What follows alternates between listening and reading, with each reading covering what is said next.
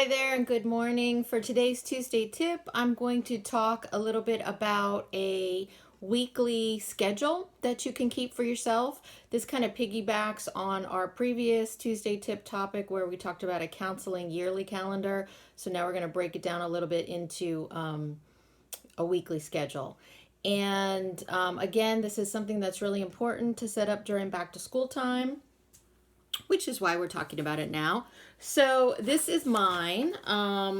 You can kind of see what it looks like there. I know that's not real easy to see, but I will post a website link with templates that you're able to see this up close.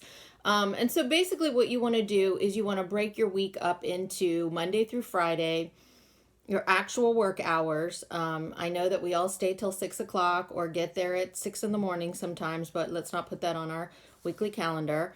So for me, mine was 8:30 to about 4:35, and I start off the day with every morning plans and staff consults and then new student registration. Sorry, I know that's hard to see.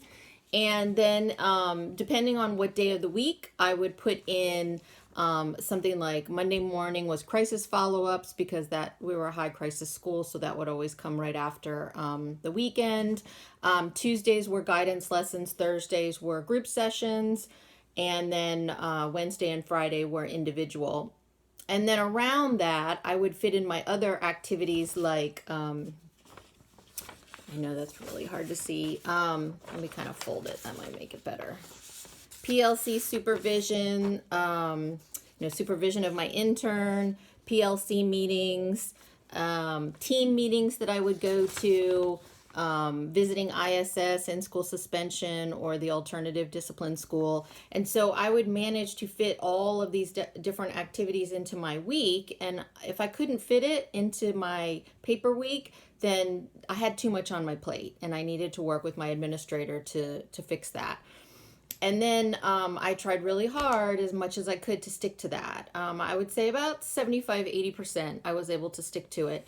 Every time you get away from your weekly schedule, then you probably start taking on some duties you shouldn't be doing, not meeting your timelines and your deadlines and things like that. So for my situation, really crisis was the only thing that would take me away from my weekly schedule.